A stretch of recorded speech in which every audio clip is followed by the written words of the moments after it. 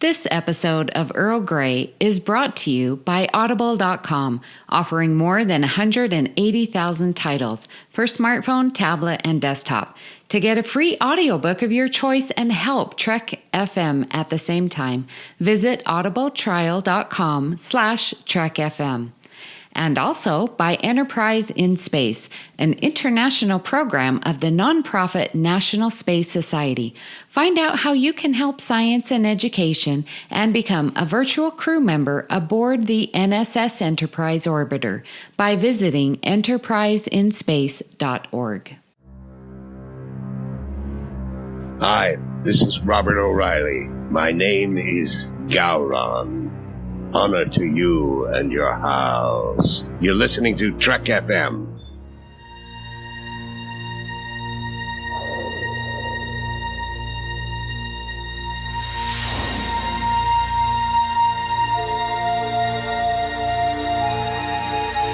The Earl Grey Hot.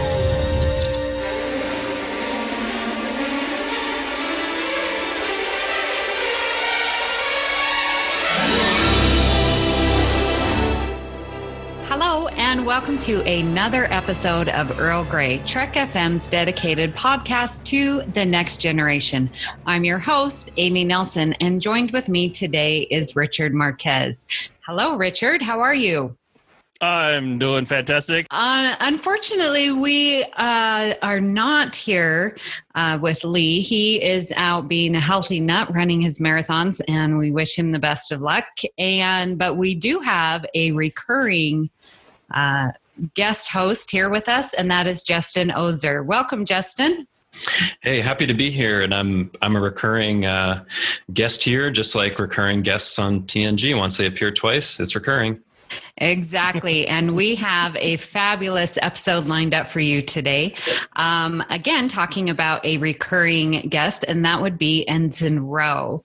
So, Justin, talk to us a little bit about Ensign Ro and why you wanted to discuss her on Earl Grey.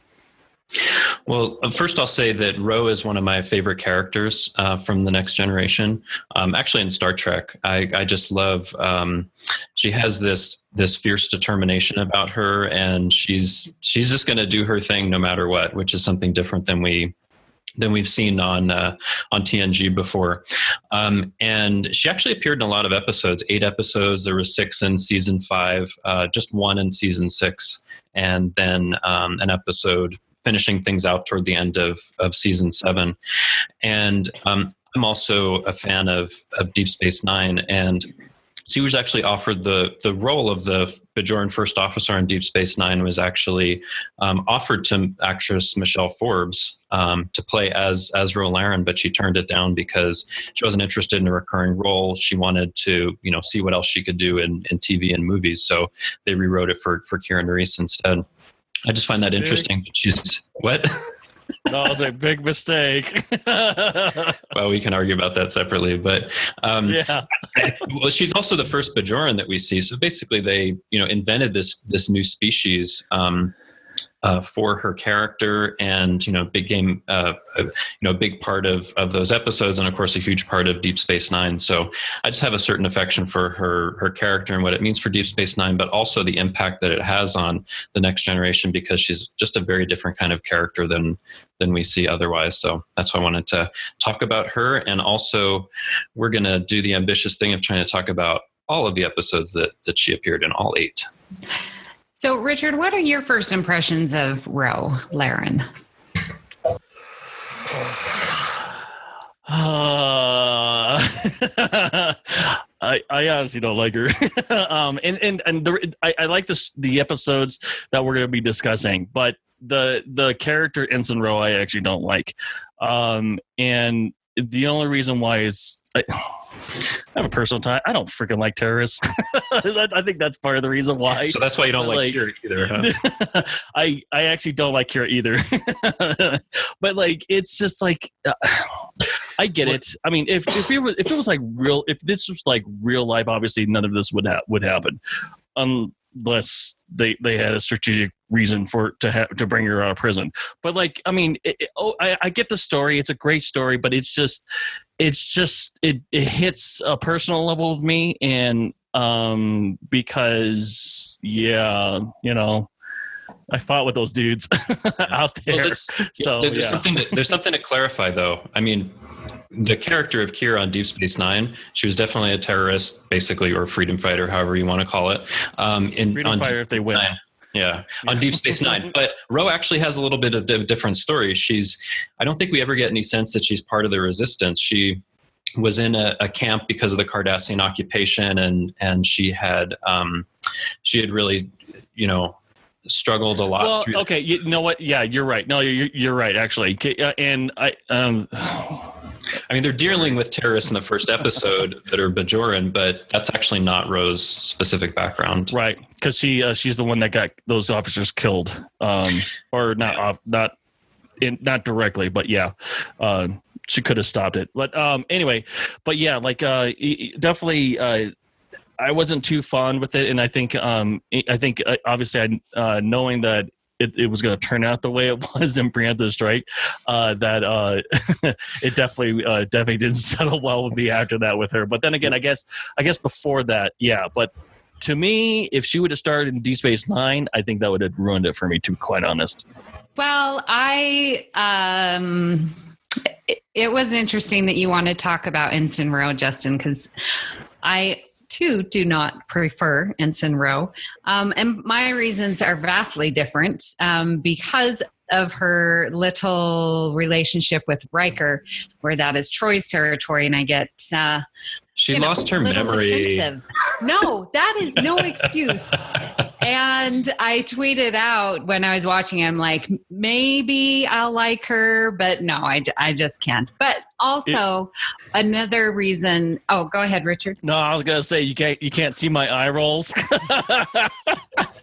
I was like, I didn't even realize you were going to say that until you started. I'm like, oh my god! I know it's all about Troy. So I guess you hate every single alien that's ever flirted with him. No, see, that's the thing. And I was thinking about that because I am fine with Riker and his little escapades, and I'm fine with Troy and hers. And we all know that they both have quite a few little escapades, if you will. But That's true. What the reason is because Ensign Ro is a recurring guest.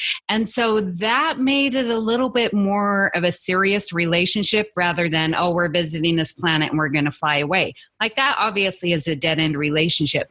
But the fact that there might have been something that could be, that is reserved for Troy. So don't be messing with Riker. We can talk later. Another reason why I don't really care for Ro is she was introduced, at the later end of the series.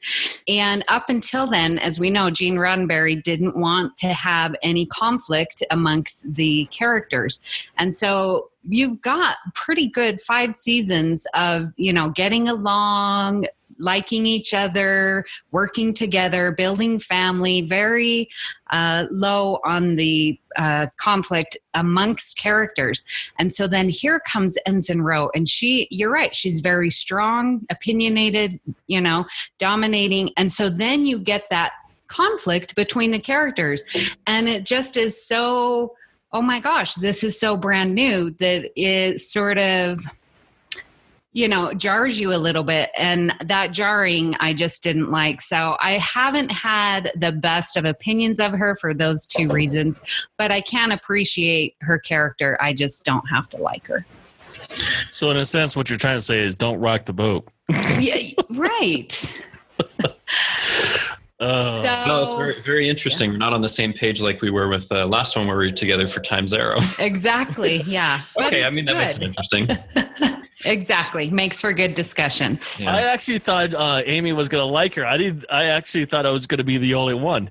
I was like, oh, okay. No, I'm going to be the only one here. I mean, of course, not only do I like Ro, but she's actually one of my favorite characters, partly because she shakes things up. I mean, I love Next Generation And I love the vision of the future that it has, but something by that point in season 5 that's a little bit different, that introduces some conflict. I mean, as I was going through the episodes, there is this immediate like jarring conflict in the first episode, and some of that continues, but it gets to the point where she's actually forging friendships with people like LaForge and Guinan, and Picard's trusting her, and she's becoming, more of a part of the crew. So I find that part of it interesting, where she just doesn't even want to be there at all. And then by, some of the later episodes, she's becoming more respected and trusted and a part of that crew. So I find that kind of, integration into it really, really interesting. But all through that, she's staying true to herself. I mean, one of the problems that I have with, the Next Generation and the main female characters in particular is that they're put in these roles that are traditionally seen as kind of, nurturing and caring kinds of roles, like we see for Crusher and for Troy. And Ro's something different. Her specialty is tactical, and you see her doing a lot of science stuff. So I think there's a lot that's inspiring there, and that's really different, and that I can appreciate. So that's one of the things I like about her as well. Agreed. Well, we first meet Ensign Ro in the 5th season, episode 3, and titled Ensign Ro. So Justin, tell us about Ensign Ro, what that episode is, real quick. Sure. So basically, there is a terrorist attack against a Federation outpost. They find out they call them the Bajora at this point. That's one. I think it's the only episode where they call them Bajora instead of Bajorans. And the Enterprise is being sent on a mission to investigate, see what's going on, to see what they can do. And as a surprise to everyone, someone beams aboard, Ensign Ro Laren, who's authorized by one of the admirals to help them with this. Now, she doesn't want to be there. Everybody is absolutely hostile toward her at this point, because she was involved in an incident where she disobeyed orders and on an away mission. And so there's all of this conflict, all of this tension that happens. But, long story short, she's able to really, get involved in what's needed with the right Bajoran contacts to figure out what's going on, where they find out that the Federation, or this admiral in the episode in particular, is being played by the Cardassians. So, and at the very end of it, she's earned Picard's trust, and she's going to stay on with the crew. So that's kind of a summary of the episode. So one of the things I really like about this episode is that it's a very political, or it can be a very political, or at least it will turn into one, about, deception about the Bajora as well as the Cardassians, because obviously they have some serious beef going on between each other, because obviously they lost their homeworld. But yeah, it starts out really well. I actually really like this episode. Well, one thing that I always found interesting was, we have obviously 5 seasons here, and we've got this family of our beloved crew, and then here comes Ensign Ro, and it's not very Starfleet of them, I guess you will, to not welcome someone who is new. And so that antagonism is, it's sometimes hard for me to believe, because you see new people coming in and they don't get the same treatment as Ensign Ro, but because she's, disobeyed orders. Come on. How many 8 people died because of it. That's a big deal. Well, yeah, but how many times have we seen our crew, disobey orders because they're thinking, they're using their heads, they're, not directly following it's true, orders. But none of them end up in jail for it. Well, I mean, true. There's a big stigma. Like, you're taking this person out of jail for this mission who killed 8 people, and the hostility makes a lot of sense to me. And she's this outsider that's coming in and is supposed to help them with this mission, and it makes sense to me. It's really jarring, because you've never seen that in the Next Generation before, where somebody comes aboard and they're given such a hard time. I mean, there's one point in the episode where Geordi is talking to someone. He says, not only should she not be on this mission, she shouldn't be in a Starfleet uniform at all. Like, this is someone that should not be here, or even, in the service at all. So there's a really strong reaction. I find that interesting, because you've never seen that reaction before.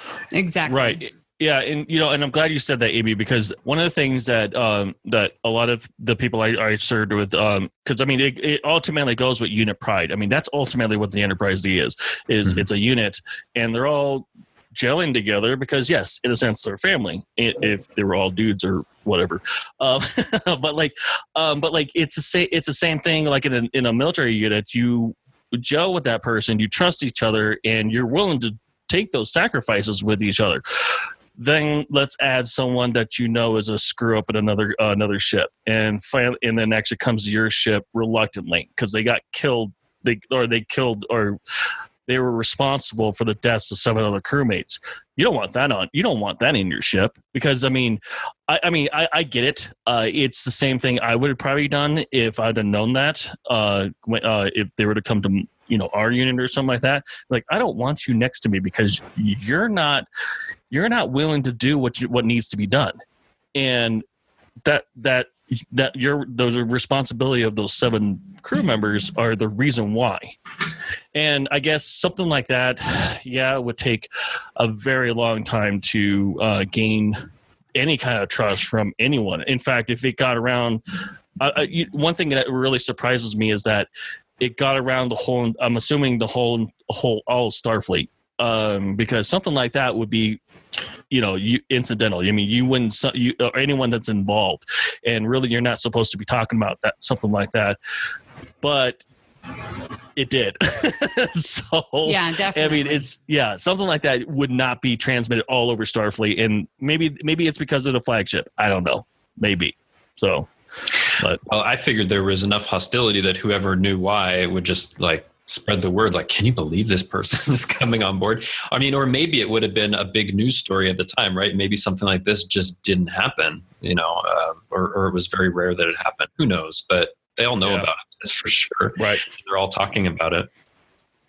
Yeah, it seems like she was definitely the writer set her up to not be liked and to bring that contention into the show. And obviously, and Michelle Forbes does a fabulous job acting, I think. Yeah, she does a really great job. Yeah. So we also see her a couple episodes later in Disaster. And this is the one I just watched. This is so much fun. So remind me again, what is the force that caused it? They were not attacked. The ship's hit by a quantum filament. Yes, a quantum filament. That's right. Whatever that is. How could I forget? And so we have Troy and Data are in 10 forward, and Data was making her a drink, and then they lose their memories. And so we think Data is a bartender. And that's sorry. A different episode. I'm sorry. So yes, I know. That's the next one. Okay, let's try this again. Because I'm like, no, Troy's on the bridge. You should know Disaster more than anyone. So, yes, Troy, Ro, and Miles O'Brien are on the bridge. And they're hit. And Beverly, Crusher, and Geordi are in the cargo bay. And we have Riker and Data are crawling through the Jeffrey tubes trying to get to engineering, and they're trying to obviously save the ship. And so I really enjoy Disaster because this is where we see, in my mind, it's a Troy episode, but aren't they all? But we get that tension between Ro, Troy, and O'Brien, again, because it is highlighting her determination and her just wanting to do stuff and to get it right. And, her determination to save the ship is definitely evident. What did you think of this episode, Justin? Oh, I love this episode. And let's not forget Picard and the turbo lift with the 3 kids. Yeah, of course. The science project. Frere Jacques. His really biggest great. fear. Yeah. It's like, oh my goodness, there are 3 kids here. What do I do? But he does pretty well. But anyway, to focus on Ro and Troy and O'Brien, actually, I mean, I think it's interesting because, there's these different scenes, and when this first happens, and I think Troy is even surprised, like, oh, I'm the senior officer here because this lieutenant was killed and I'm, considered a lieutenant commander. Like, she almost forgot about that. so she's kind of tentative at first, and she's like, what would you do? And could you explain that to me? I don't know how that works. But she gradually gets more and more confidence about it. I mean, and it's clear as Roe and O'Brien are trading these things back and forth that they're like extremely knowledgeable. They know what to do and all the procedures, and they're connecting up the power and all of that. And Troy is gradually making more and more command decisions. And I think it is a really great Troy episode, actually, because I think that she does a great job balancing these concerns, because Roe is like, you got to jettison that part of the ship. We don't know if anybody's alive there. It could kill everybody here. O'Brien thinks that's totally a cold-blooded thing to do. And Troy is like, well, let's give them a chance. Let's help them. Let's, wait until the last minute to give them a chance. So she makes absolutely the right choice. And Roe is kind of, at odds with her the whole time, like, you could kill us all by doing this. I mean, she's speaking her mind like she always does. But I think it's interesting at the end, when everything's resolved, Roe says to Troy, I was wrong. She's willing to admit that she's wrong. And then Troy says, you could very well have been right. So they're kind of respecting each other's opinion, and that kind of interplay is really great. And you don't actually see that much on TNG between two women in the cast, and that part of it, that thread that runs through it, if you pay attention to it, is really interesting. It's really strong for Troy, and Rose shows some humility, and I think it's a great episode. Richard, what did you think of Disaster? Well, it doesn't really matter because we don't really see her doing any more command after that, really, except for crashing ship. But I'm just kidding. I'm going to team up with Amy and saying you're being. I'm already getting the death look. No, it's a really good episode. I really do, and I really wish they would have built on that. And it's one of those episodes where if you don't watch it, then it really doesn't even matter. If you don't watch it at all, it doesn't matter. I mean, it doesn't do anything after that. This is the episode that causes Troy to go and get her command. That's right, her command test. Yep. And yes. the only thing that changed was her neck collar, and that's it. Well, thank goodness it did. I'm just saying. I mean, it's standalone, but in the episode itself, it's really good. Yeah. And I agree. I like the episode. It's like what we talked about with Troy, with Lee and Duncan.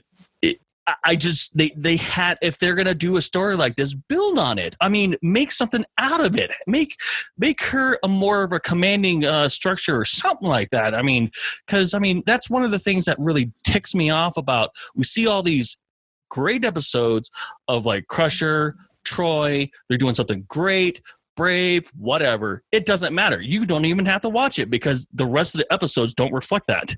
And it's like, okay. Why even do the story? I mean, if you're not going to do anything with it. Let's set that aside. I actually do like this episode. It's a really good episode. I especially love the interaction with Picard and the children. It's quite hilarious. To me, it is, because he's obviously trusting these, preteens. Is that right? Yeah. Yeah. Okay. Yeah. I guess preteens. Yeah. And basically, he's trusting them, to me, that actually helped him out more than anyone else in this episode. Obviously, Riker and Data are doing their own thing, and as they always do, try to figure out whatever. Same thing with no, that's it. Yeah. But I really think if they would have built on it, I really think that the only two people that benefited out of that was Picard and Ro. That was it. Troy was not one of them, unfortunately, except for her collar.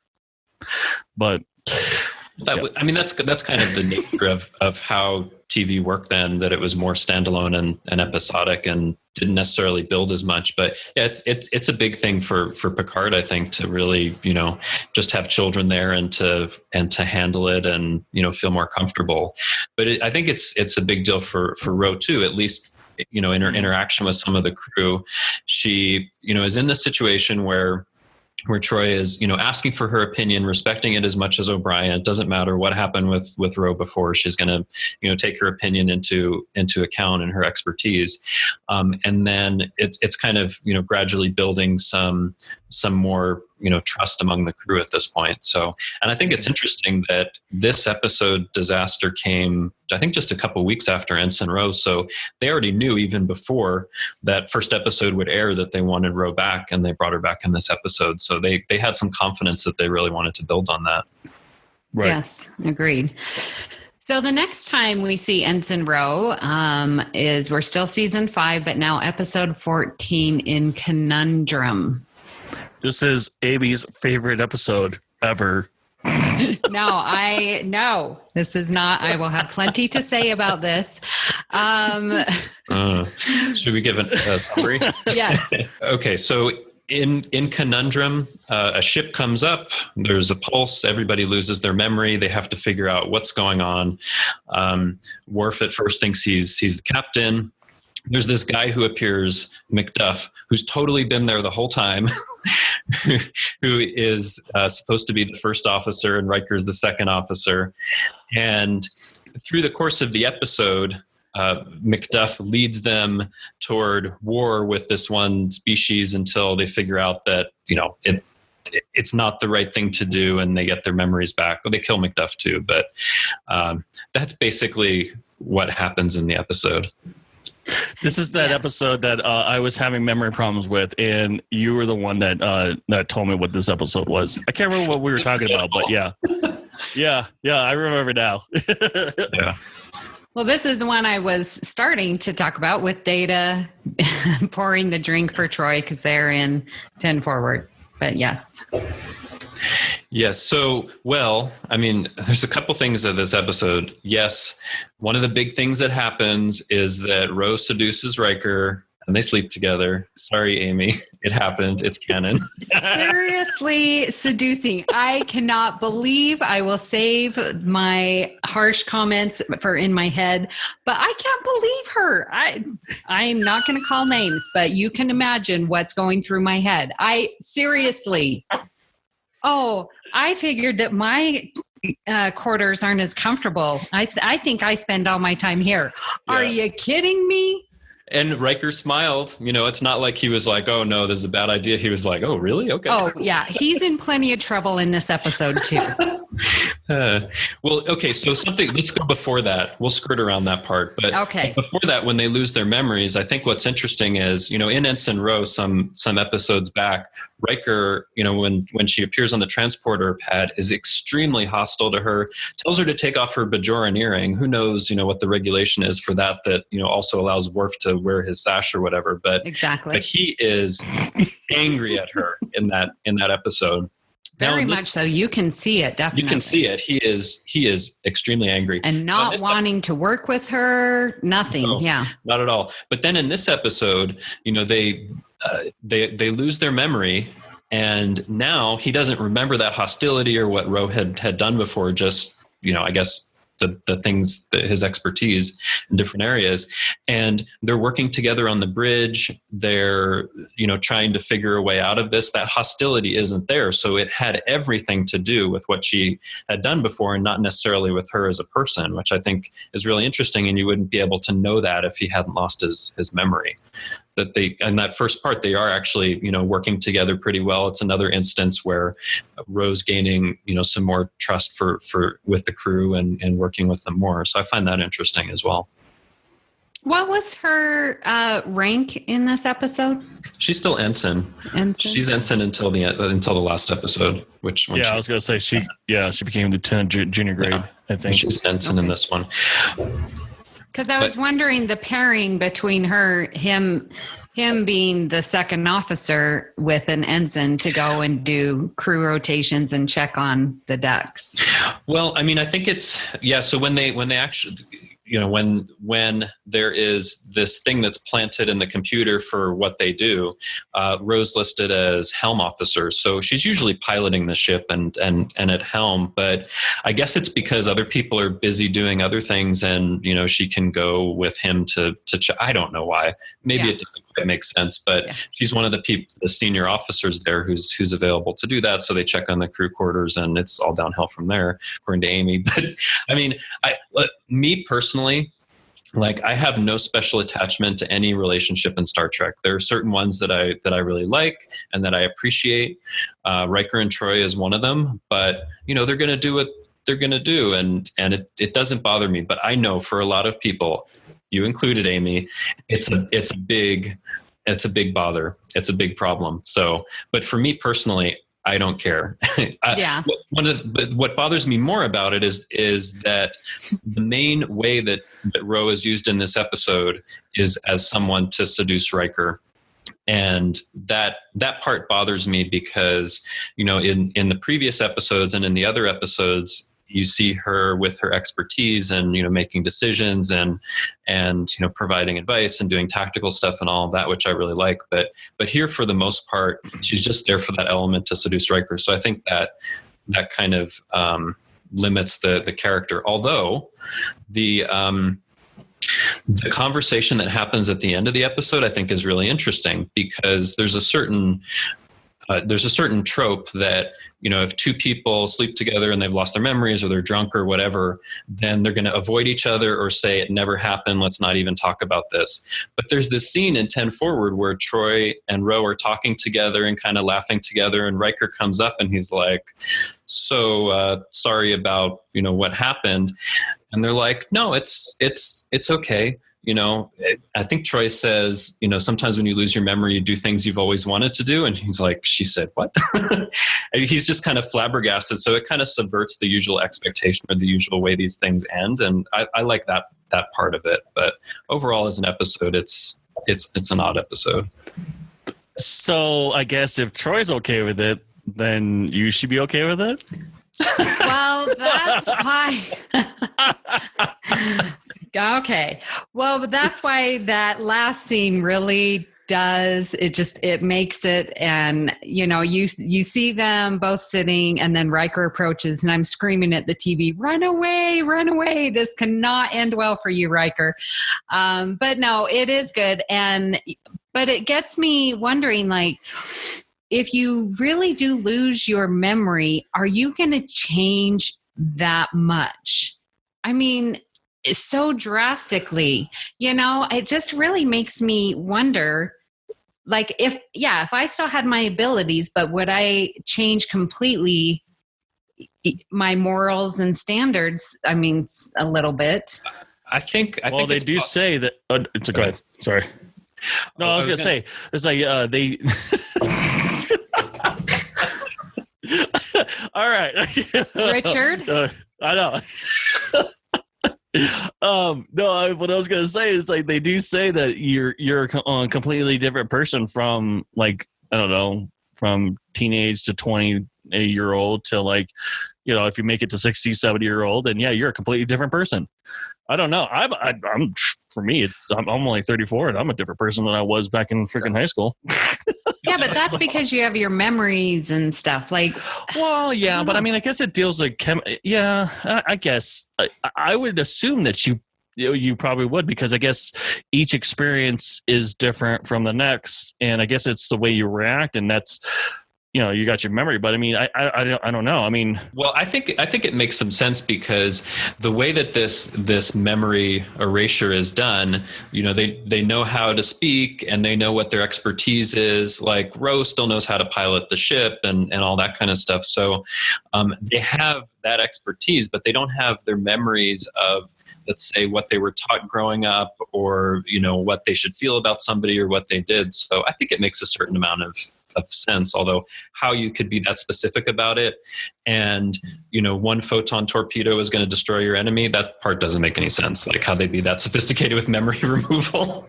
Well, yeah, exactly, and that's great that they recognize that, their common sense versus, oh yeah, sure, well, let's just do this. Yeah. Well, it is good. And I have my bias for that episode, but we do get to see Ro. Another small part for Ro is in Power Play. The next week, she shows up, season 5, episode 15. What's Power Play about, Justin? Right. So basically, the Enterprise gets a distress call that's coming from a moon, and let me see if I remember right. So basically, they send an away team down. Anyway, Tridata and O'Brien go down to the planet, and they have to go down in a shuttle. They see this energy cloud. Troy feels that there are people that are alive, or there's something that they need to investigate. But the storm gets really bad, and they have to beam back up using their pattern enhancers. And right before that happens, they're all knocked down, and 3 out of the 4 of them have these little entities invade them. So they come back to the ship, and those entities want to take control of the ship through, it was Data, O'Brien, and Troy, right? Mm-hmm. And there's this whole kind of struggle that happens. They claim that Troy is in the guise of Captain Bryce Shumar from a ship from the 22nd century, a couple hundred years before, and says that they just want to be laid to rest and have some sort of peace. But they find out in the end that they're really these entities from a penal colony, and they just return them to the penal colony, and that's the end of the episode. Now, Ro's involvement is in trying to basically counteract what they're doing, to retake control of the ship, or to knock those entities out of the different bodies. So what do you think of the episode, Amy? Well, you were right. Riker does go down, but he wasn't invaded by one of those penal colonists because he was injured, and those endorphins of pain caused that he couldn't get invaded. So I just want to set that straight. I really like Power Play, in part because it's a very good Troy episode. I need to stop this. I'm getting all the listeners are going to stop listening because I keep talking about Troy. No, but it is really good. And I've heard Marina Sirtis talk about this and how she got a huge bump on her head because of that fall that she was doing her own stunt for and stuff. Yeah. So that's always fun. But I think it's a great episode. A little weird, with the, all of a sudden everything's okay at the end. But yeah, I like Power Play. Richard, what do you think? Yeah, you would think that Counselor Troy would actually do her job. She did. I'm going to smack you. Well, it's a good thing you're over there and I'm over here. I'm just. What are you saying? The other two should have done their jobs by not being invaded by the entities. No. No, I meant the counseling part because he said everyone was okay with it afterwards. Or maybe she was so good that she actually did her job. There you go. No, but it's a great episode. I actually like it. Yeah, it's a small role for Ro, but it's definitely. I think it's not. It wasn't for it. Well, I don't know who it was exactly for. It was a good standalone story. That's for sure. Ro has a smaller role, but actually it was maybe a bit bigger than I thought it would have been. And at one point, Worf tries to storm 10 forward, and he gets captured there. And then they go back to the bridge, and who is it that's behind the horseshoe railing doing what Worf usually does, but Ro? So she's doing all of this tactical stuff during the episode, and she's giving Riker advice for what to do. You should do this and that. Then she crawls through the Jeffries tubes with Geordi to try to take this setup, and she knows what it does, and she sets it up. It doesn't quite work, but I think it's interesting. It just kind of builds on the skills and expertise that you see her having, and apparently, in addition to piloting the ship, she could just fill in for Worf, which is cool. Yeah, so that causes me to wonder, do we see another character as well versed as Ensign Rowe? Because,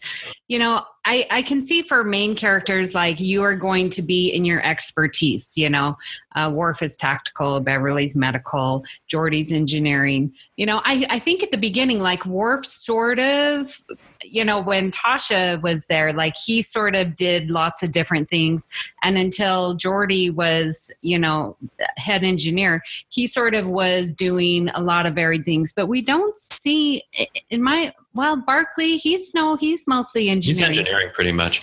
Yeah. So she is really making the rounds and either shows her knowledge because of that, or the writers just aren't sure exactly what to do with her. Yeah. You know what I just realized? Picard doesn't respect Worf. I mean, because like, unless he went to like the advanced tactical training like Ro did, he got screwed over on that. What you mean? Because Picard's always telling Worf no.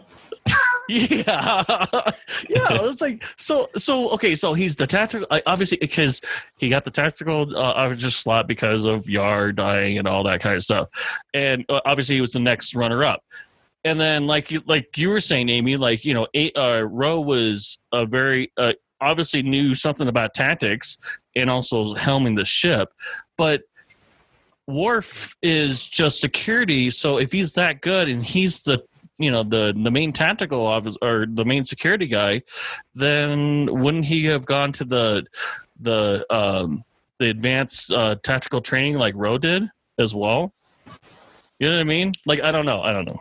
Well, I think she was called on there for a special assignment. Is sort of what. But this is further along down the. This is preemptive strike. That's what is what I'm thinking. When we get to preemptive strike, but when we get it, I mean, because as soon as you were saying that she was good at tactical, I was like, wait a second, Worf just knows one thing and that's it, and obviously he's getting jealous over it when Ro was basically talking about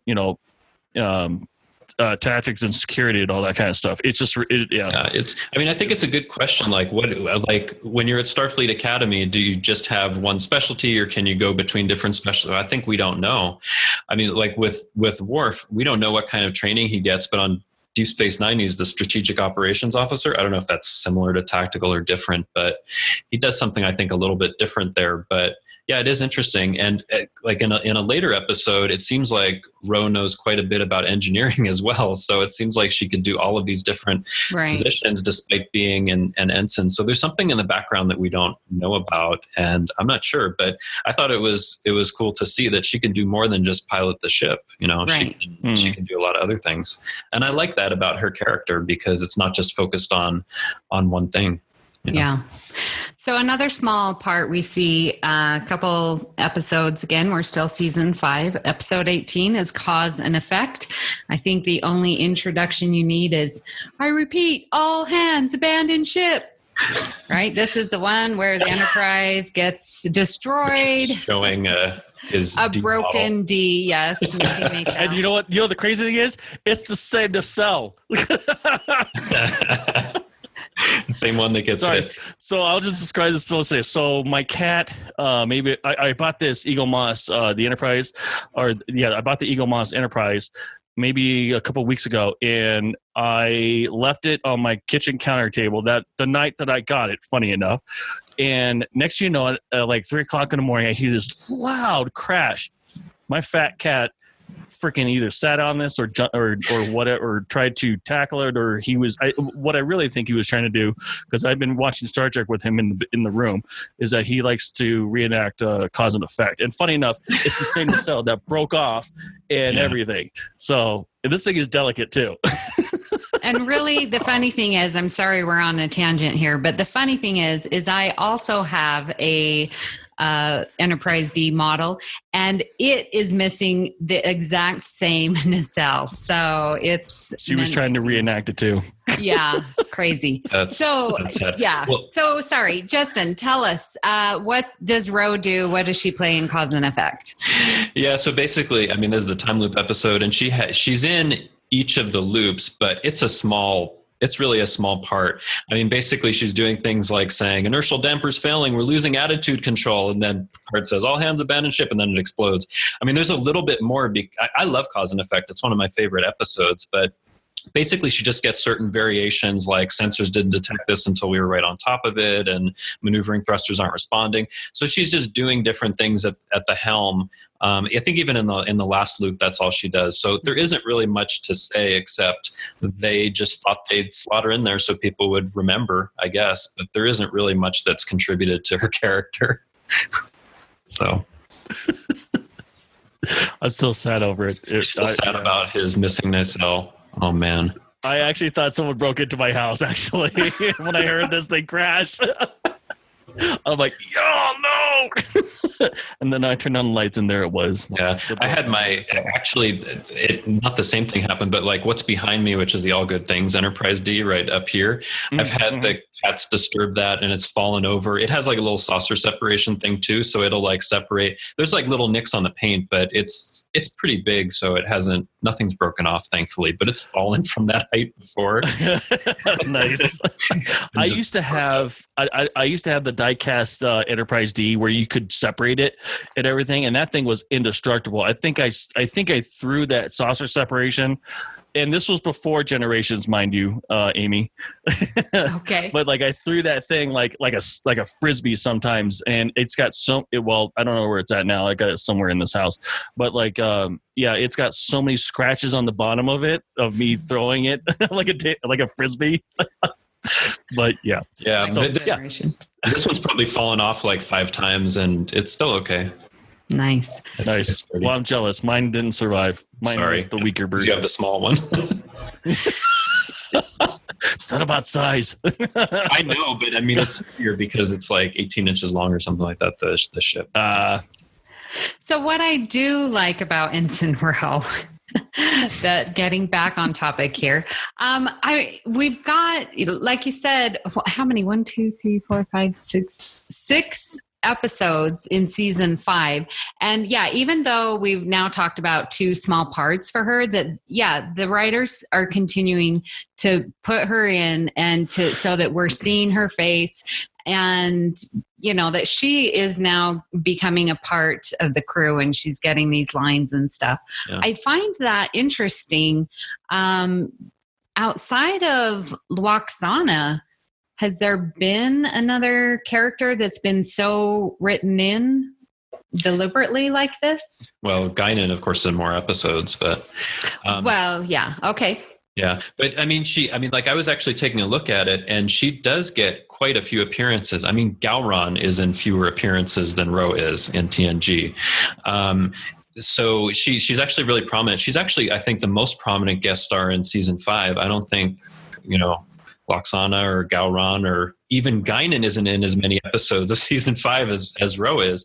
Right. So I think it's really interesting. I think they liked the character. They kept bringing her back. And because that happens, it makes me think she's always there. We just don't necessarily see her on the shift when she would be in the episode, but she's like always there, I think, for 3 seasons, which is something you just don't see elsewhere. But then also at the same time, as I mentioned at the beginning, they were.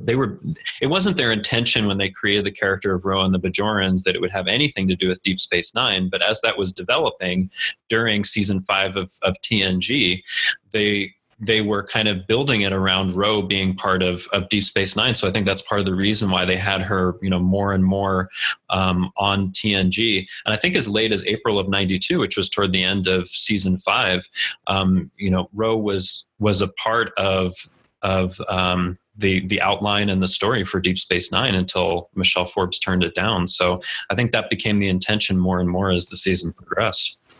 Right. So one of the last season 5 episodes is The Next Phase. And this one is really fun. They're going, and this is Geordi and Ro, and they end up in a transporter malfunction. Right? Basically, yeah. They're not beamed back, but they're out. No one can see them, and so they all think that they died. but they haven't. They're just in this phase shift with a Romulan. Thank you. Yeah. And so they're causing havoc, and then yes, they finally get so that they can phase excruciating pain, and then they get them back into the correct phase. So, Richard, what did you think of the next phase? I like this episode, but the only thing I have a problem with it is that what's keeping them on the ground? I've thought about this and read about this, so there is an explanation. I think that was given in one of the books. Do tell. But how did they get across to the other ship? Obviously they can't beam over. What did they walk on the phaser beam and walk right across? Yeah. So sorry. Go ahead. No, that's okay. The explanation is they can't be seen because they're in a different phase, and the light photons, or the sound waves, are out of phase, right? However, people are able to walk on the ship because of I think there's gravity plating in the decks, right? That keeps them to the ship, which is done with particles called gravitons. And the idea is that those gravitons can go through that phase in order to keep them on the ground on the ship. And when they're going over to the Romulan ship, they're just going right over into the shuttlecraft and then onto the Romulan ship. So at all times they're near something that has, gravity generators that can keep them on the deck. Makes sense. The explanation I've seen. Does that make sense? I'm buying I guess. Technobabble. There's an explanation. I know. It's like, so they can go through walls, but the floor, on the other hand, that's a different. But the floor, because they're being kept on the floor. I mean, just like when we're on Earth, gravity is keeping us to the ground. It's doing the same thing on the ship. Now, I don't know if you guys noticed, but there is a goof here, because while they're still out of phase, Ro is on the bridge, and she actually touches a chair in the helm console, and her hand doesn't go through. So I think they made a mistake on that part, but they're pretty consistent otherwise. They go through just like a ghost. Yeah. So it's a good episode. I actually really enjoyed this episode. I really do. It's a really good, it's one of those mystery episodes that I absolutely just love, and I mean, I love what's going to happen next sort of thing, and crazy enough, what a Romulan goes with them too. So yeah. I like this episode. Because we also, when they're discussing, have we died? And that question of, is this the afterlife? And now we're being introduced to, through Ensign Ro's point of view, like, what is the afterlife for her culture? And so we're getting that added context for who she is and her cultural background. And so I thought that was very good. I like that part of the episode as well. Yeah, I like that part a lot, actually. I think it's really interesting that Ro is accepting, this is death, and she didn't really believe in what her Bajoran culture has to say about the afterlife and spirituality, but it's starting to convince her, like, oh, maybe this is really what it's like. And I think in there they mention the Bajoran death chant. She's like, no, please don't do that. It takes 2 hours. But these kind of questions, these life and death questions, I always find them really interesting. And there's not a whole lot of episodes where you see it explored quite as much, or someone thinks they're dead and they're really thinking about what that means. I just find that really interesting. And also, I mean, another thing is, in the episode Ensign Ro, Geordi is extremely hostile to Ro and says she shouldn't even be in the uniform. And now they're in this situation where they have to work together. They have to trust each other. And he is trusting her, and they're helping out each other. So that's a big change. I mean, and even at the end, they have this great laugh when Geordi says, if you can teach Ro-Laren humility, you can teach someone anything. And they just have this genuine laugh of friendship that ends the episode. So I think that's an amazing change from somebody that just did not want to see her, didn't want to turn their back on her or serve with her at all. And now she's made a friend. And I didn't mention it before, but in Ensign Ro, Guinan goes up to Ro when she's having some difficulty with the mission and befriends her. So now on the ship, she has at least, Geordi's friendship and Guinan's friendship, and she's gotten some of Picard's trust. I will note, however, at the top of the episode, Riker is still hostile to Ro.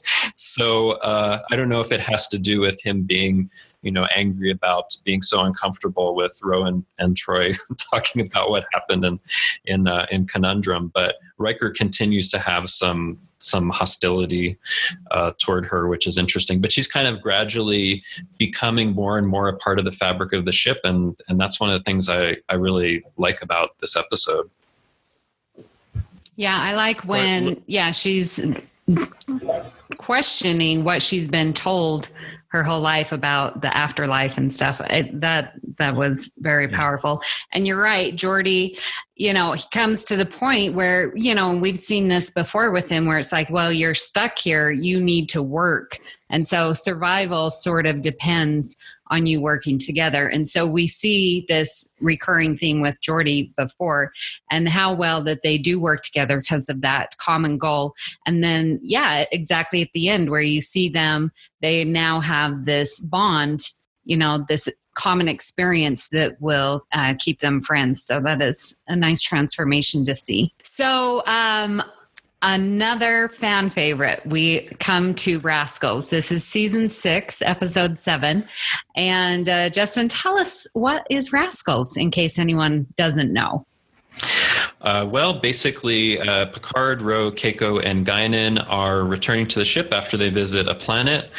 There is some energy turbulence. Something happens. They have to be transported back, and oh my goodness, they come back as kids. They have all their memories, they have their adult minds, but they look like kids.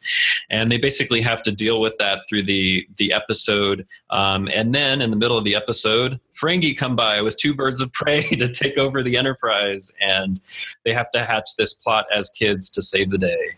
And they do. The end. That's basically what happens. Richard, how did you like Ensign Ro in this episode? Yeah, I didn't. Really? I didn't like this episode at all, to be quite honest. It just felt weird watching it. I've never liked this episode. And it's not because of, Ro or anyone else. It's just, to me in general, it's just weird. I mean, it's one of those episodes that I just skip over. I mean, I've watched it, I've seen it a couple of times, but it doesn't get any less weird for me. It's just, I don't know. It just does. All right. Well, sorry I called it a fan favorite. I really I was going to say something to you about that. I was like, some people don't like it. Huh. Yeah. I have not come across anyone, but now I have. I really like this episode, in part because the Guinan and Ro, that's to me what makes the episode of reliving and letting loose and bringing back the inner child. So many times as adults and in adult life where you're just so inundated and, the responsibilities of adulthood are so heavy. And to have that chance to go back and just to be kids, and that's what Guinan is teaching Ro. And we also get a backstory of her. Like, she never really had this quote unquote childhood experience because of her culture and where she grew up and stuff. So I really like this expanded character development in Ro. Yeah. Justin? I love this episode. It's definitely one of my favorites. And, I just love the idea of them kind of running around as kids. It's fun. Sure, the Ferengi are kind of ridiculous in this one, but it doesn't even matter because it's so charming. And I do think the heart of it is Guinan and Ro. I mean, in the episode, we find out she was in these terrible camps for about 10 years. Things were horrible. I don't know if we find out here in another episode, but at a certain point when she's a kid, the Cardassians, bring her to see her father, and they torture him to death over the course of a couple of hours. Just brutal, awful stuff.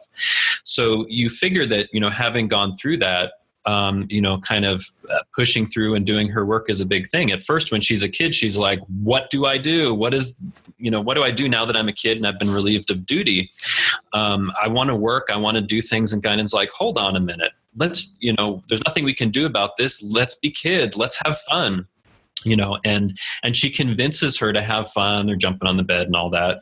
And to be able to kind of transform that experience, a terribly, awfully traumatic experience, into having another chance at childhood, I think is amazing in this episode. And I love the ending as well, because they deal with the Ferengi. They've transformed some of the people back to adults, Picard and Keiko, and an adult Guinan comes in to a young Ro who's drawing with some crayons, and she's like, "Oh, it's my turn, isn't it?" And basically, Guinan says, "Well, only if you're ready to do that." And Ro's saying, "It's not as bad as I remembered it, but I guess we've got to do this." And Guinan says, "What's the hurry?" And she starts drawing with her. They smile and they kind of end on a long shot on the episode.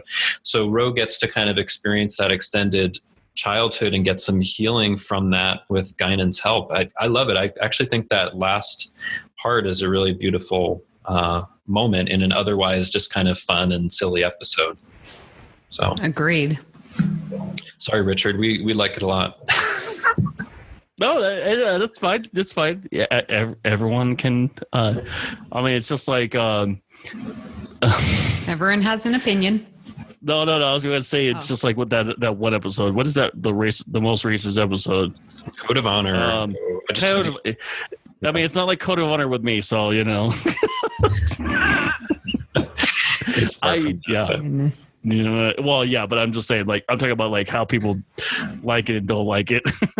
I think there's a mix. I think there's a lot of people that like it, a lot of people that don't like it and think that it's silly. One thing to note, this is the first TNG episode directed by Adam Nimoy, so I think that's kind of cool. It started his directing career, which recently has gone into documentaries like for the Love of Spock and the upcoming DS9 documentary. So I find that amazing.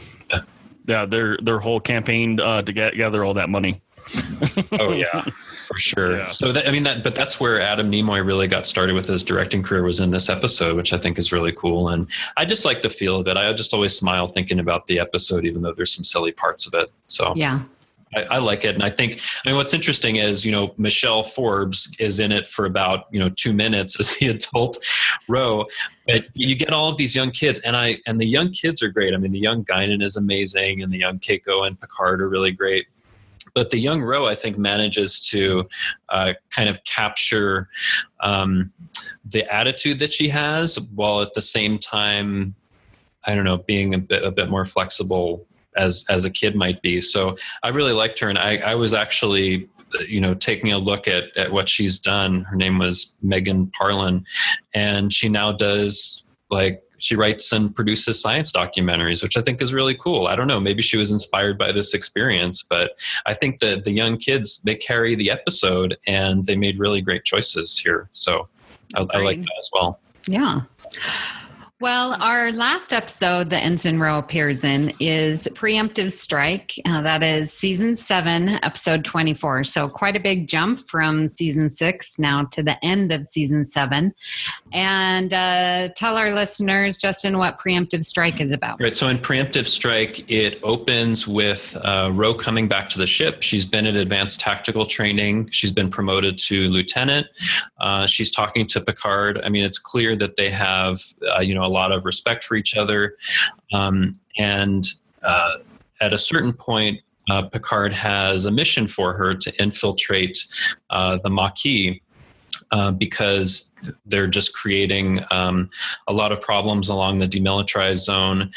She has to infiltrate them, and it seems like for most of the episode that she's being really loyal to Starfleet's mission, but that starts to kind of crack and change over the course of the episode, to the point that at the end she prevents Starfleet from doing their operation to help take down the Maquis, and she goes ahead and joins them. And there's a final scene where you can tell that it's just kind of almost broken Picard, like he doesn't know what to do. There's this kind of really haunting shot of him at the end. So, and that's the last thing we see on screen of Ro, Lieutenant Ro, who's now in the Maquis.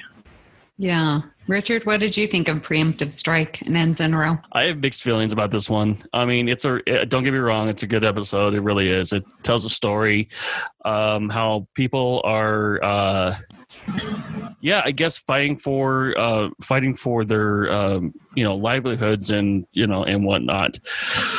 At the same time, it also brushes with terrorism, really, really, really, really bad, for me. And I know it's not the same thing. I know everyone's going to say, oh, well, ISIS and ISIL or whatever, and Al Qaeda are all religious freedom, but it's basically the same thing. It really is. I mean, whether it be land, religion, or whatever, resources or whatever, it's all the same thing.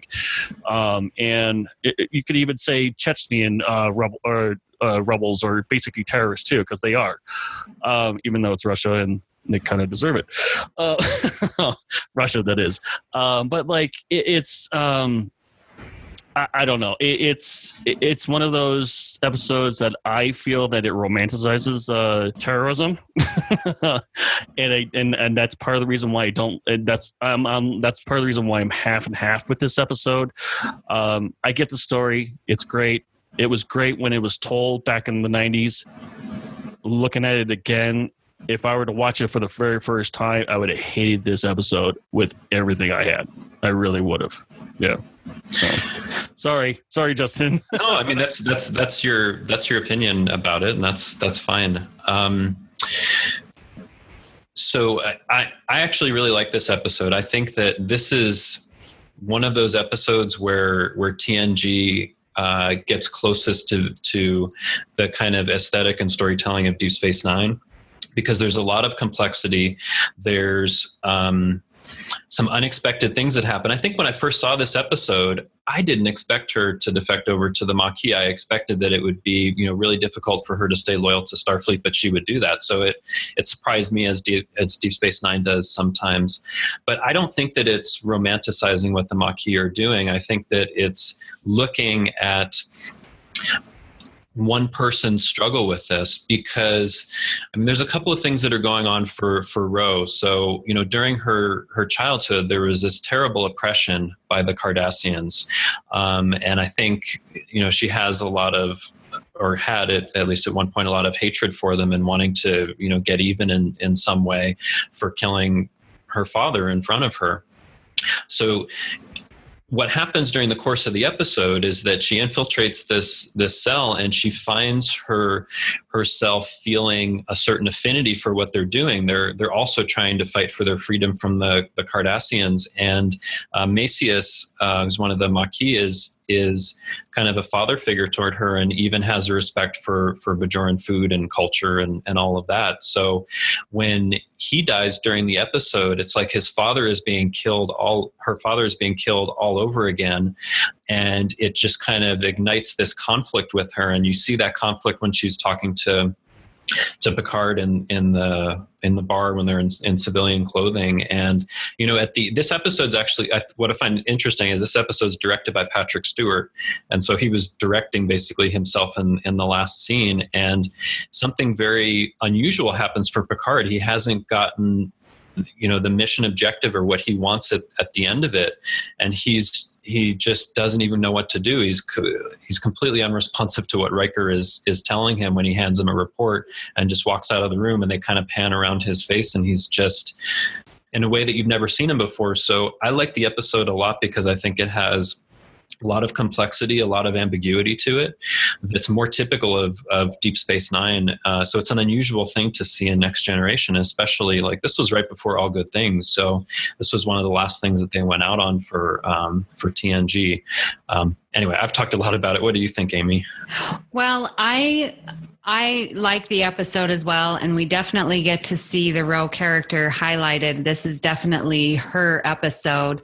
One thing that I found interesting, especially going through all of her episodes, and how believable her relationship with Picard is. I mean, talked about every episode that she's been in, and we haven't really discussed her and Picard. But yet in Preemptive Strike, that is one of the main themes, you know, this fatherly figure and how Picard has, you know, that fatherly figure, and then also the Maquis, who Macius, yeah, took on that role as well. And so, and I'm like, gosh, we haven't really seen Ro and Picard that much, but yet in Preemptive Strike, it is very evident their relationship and how believable it is.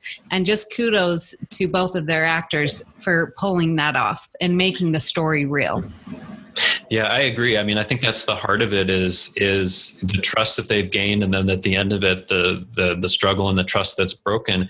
I mean, like when she's talking to him and saying that she has doubts about the mission, I mean, you can see like the divided loyalty and that she's just so struggling with this. And I think Picard actually makes a mistake here because she's expressing some real difficulty with the mission, and he basically says, "Well, you know, we can put you on in front of a board of inquiry, or we can court-martial you if you don't go through this." So he's kind of forcing her away, and I think that's a mistake that he makes, where he should have. It's one of the few, you know, command mistakes I think that I see Picard make, where he doesn't step back and say, "All right, you're having a lot of difficulty with this. I know this is important for Starfleet Command, but we need to pull back. We need to explain the situation to them." But he's like very hard about it. So he almost like forces her away, which is quite unfortunate. But you see that hard side of Picard sometimes. So I think it's an interesting exploration also of a part of his character that you haven't actually seen much since the early seasons, where he tended to be really hard on people. He's kind of loosened up or become, you know, a little bit different over the years. But I think it's an episode that's hard to, you know, categorize in just, you know, one word or one part, because I don't know, just the story that it tells, I find to be really interesting. And I don't think that it really makes a judgment one way or the other, but it just is trying to present it from both sides, and you end up feeling sympathetic to both of the sides, and that this is just a terrible thing that's been brought on. I mean, much like, you know, in an episode that's about war, you know, it's terrible for both sides, but it has to be done sometimes, you know. So anyway, I think it's a really great episode. I would say it's actually the best episode out of the 8 that Ro was in. Ensign Ro is really good, but I mean, because it brings up all of these questions and all of these complexities that it's hard to resolve, or it's hard to just swallow it as something that's a simple episode. So I really like it for that, because it causes me to ask a lot of questions, you know? Agreed. Well, we have definitely explored Ensign Ro. So let's give our closing thoughts as our hour comes up to a close. So, Richard, why don't you start us off and your closing thoughts on Ensign Ro? Great.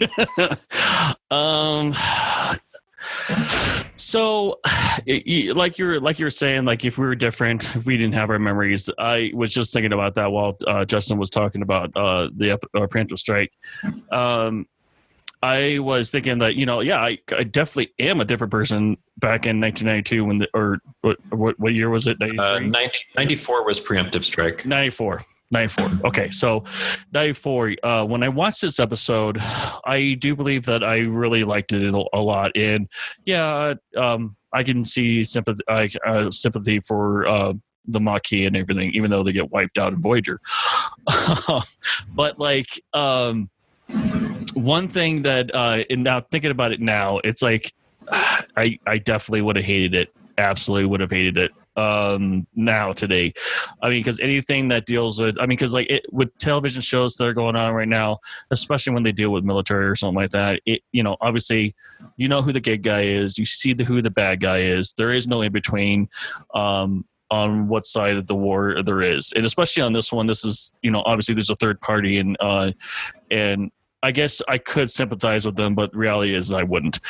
But like, just overall, Ensign Ro is, yeah, it's a great, I mean, some of these episodes are great. I mean, I think the last episode is what did it in for me. And I just really think that it could have ended differently. Let's say she betrayed them and then goes to prison, back to prison or something like that. Maybe and that would probably have been, I guess, a more honorable way to deal with her, or for me it would be. But like, I don't know, her taking off is not a really good thing. So going through all of these episodes, I think was such a great idea, Justin. And I get my first impressions of Ro of, I don't like Ensign Ro. But after our discussion and highlighting the episodes that she is in, I think has been really good for me and has changed my opinion on Ro, especially these latter ones, Next Phase, Rascals, and Preemptive Strike, where we really get to see her character develop and has really changed my opinion. So now I'm not just so focused on Conundrum and her issues with Riker and Troy and stuff like that. But she does bring a complexity and richness to the next generation, especially at the end, that definitely needs to be highlighted. And I'm so glad that we had this opportunity to talk about Ensign Ro. What are your closing thoughts on Ro Laren? Yeah, so as I said before, she's one of my favorite characters in Star Trek. I mean, she's a strong woman who's just kind of fiercely independent, will always tell you what she has on her mind. And she's extremely knowledgeable. She can pilot the ship. She can do tactical. She has some engineering knowledge, goes to advanced tactical training. So I think for 8 episodes, she's an amazingly, I think, well-rounded character where we learn a lot about her background. And I think it was a nice dose to the last few seasons. And season 5 is actually my favorite season of TNG. And part of the reason is because of all the episodes Ro is in and her presence, because it introduces something a little bit different. Because, over the course of the almost 5 seasons, they kind of, gelled together as a crew and gotten to know each other. And there was this element to shake things up. And I like when things can be, shaken up and you can see how it works. I'll say a couple of other things. So we talked about Preemptive Strike, which was the last place that Ro appeared on screen. I saw a rumor that they were thinking of bringing her onto Voyager after she had turned down Deep Space Nine. Wasn't able to confirm that. Maybe it would have made sense because she was in the Maquis, but I don't know if that happened. But something that did happen is in the DS9 novels that take place after the end of the show, Ro is a huge part of those, starting from the beginning 2-parter Avatar. And I love those books so much. I won't, spoil for anyone what happens, but Ro is a big presence in all of those DS9 books. So we get to see a lot more of her in the Trek books. And I love that because it continues her story and continues, some of the complexities that she brought to things. She was a part of a lot of great episodes. And for me, if she had never been on the show, there would have been something that was missing from the Next Generation. Well, talking about Ensign Ro Laren isn't the only thing we've been talking about here on Earl Grey. Here's a look at what you might have missed elsewhere on the network. Previously on Trek.fm. To the journey! So his whittling skills are so advanced that he can whittle wood into leather. Into vegan leather, yes. He is now Rumpelstiltskin. He is the Rumpelstiltskin of the Maquis. Warp 5. You think they start to like each other, and then it's more like a father-daughter kind of relationship, and then he basically becomes 50 First Dates, and she falls in love with him. That's great. That is true. The 602 Club. Yeah, I mean, Christopher Lee, that's inspired to have him in that role. It really is such a good bit of casting to have him there. Primitive Culture. A look at history and culture through Star Trek. The key thing with Jetrel is all of these elements are exactly the same thing as the events in real life. The Metron Cascade is the bomb. Rhinax is Nagasaki or Hiroshima. The poisoning is analogous to radiation poisoning and all these different things. And the parallels are enormously overt with Jetrel straight away. And that's what else is happening on Trek.fm. Check out all of these shows and join the conversation about your favorite corner of the Star Trek universe and beyond You'll find us wherever you get your podcast. If you're an Apple user, be sure to hit the subscribe button in Apple Podcast on iPhone, iPad, or Apple TV, or the desktop iTunes app to get the latest episodes as soon as they are published. And please leave us a star rating and written review. If you're not an Apple user, we've got you covered as well. You can find our shows on Google Play Music, Stitcher, TuneIn, Speaker, SoundCloud, Windows Phone, in most third-party apps, and you can stream and download the MP3 file from our website or grab the RSS link. We'd love to hear your thoughts on today's shows, and there are many ways for you to do that. The best places to join the larger conversation is in the Babel Conference, our listeners group on Facebook. Just type Babel, B-A-B-E-L, into the search field on Facebook, and it should come right up. We love interacting with our listeners there, so join the conversation. If you'd like to send us an email, we love those too. You can use the form on our website at trek.fm/contact. Choose to send to a show and select Earl Grey. That will come right to us. You can also find the network on Twitter at TrekFM and on Facebook at facebook.com/TrekFM. If you'd like to help keep all the shows coming to you each week, you can become a patron of the network on Patreon. Visit patreon.com/TrekFM. That's patreon.com/TrekFM to get all the details. Perks include early access to episodes, exclusive content, producer credits, and more available through our special patrons website, Patron Zone. It requires a great deal of money to produce, host, and distribute these shows each month. We really appreciate any support you can give us and hope you'll join the team. Again, you'll find all that details at patreon.com/TrekFM. So, Justin, if people want to talk to you and reach out to you on the internet, where can they find you? Well, you can find me on Twitter. My handle is TrekFan4747, where I tweet about nothing but Star Trek. And currently I'm tweeting about my Next Generation rewatch, which should make Amy happy. Very happy. Yay. And you can also find me hanging around the Babel Conference on Facebook.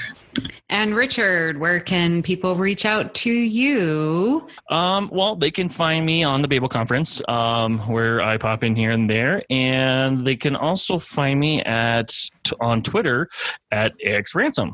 So there we go. Yes, we're glad you're back on Twitter. Yeah, me too. And I also am on Twitter at Miss Amy Nelson, but my favorite place is hanging out at the Babel Conference. So join us next time for another cup of Earl Grey. Today is a good day to die. Great joy and gratitude.